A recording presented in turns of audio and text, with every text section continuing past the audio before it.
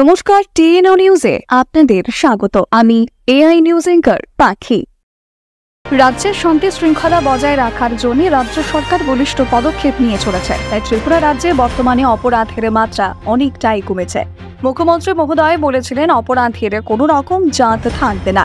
অপরাধী ব্যক্তির যা যোগ্য শাস্তি হবে তা সে পাবেই। আসন্ন দুর্গোৎসব নিয়ে যাতে কোনো রকম অশান্তির পরিবেশ যাতে না হয়, সেই ব্যাপারে ত্রিপুরা পুলিশ হেডকোয়ার্টারের রাজ্য জেলা স্তরে দায়িত্বপ্রাপ্ত উচ্চপদস্থ পুলিশ আধিকারিকদের সঙ্গে রাজ্যের মুখ্যমন্ত্রী মহোদয় এক বিশেষ গুরুত্বপূর্ণ বৈঠকে উপস্থিত থেকে এক আলোচনা সভা করেন।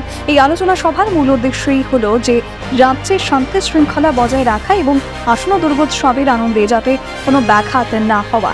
চাঁদা ব্যাপক যে কুরুচিপূর্ণ কিছু ঘটনা হয়েছে সে ব্যাপারেও কথা বলেছেন।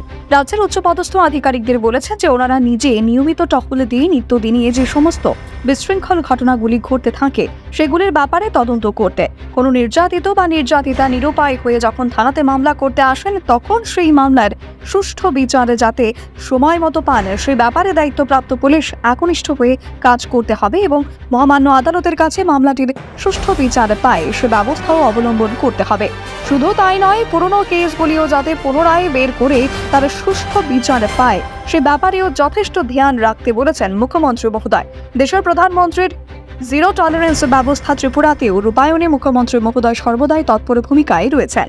এখনকার মতো সংবাদ এ পর্যন্তই। পরবর্তী নিউজ ও আপডেটস দেখার জন্য অবশ্যই চোখ রাখুন টিএনও নিউজের পর্দায়।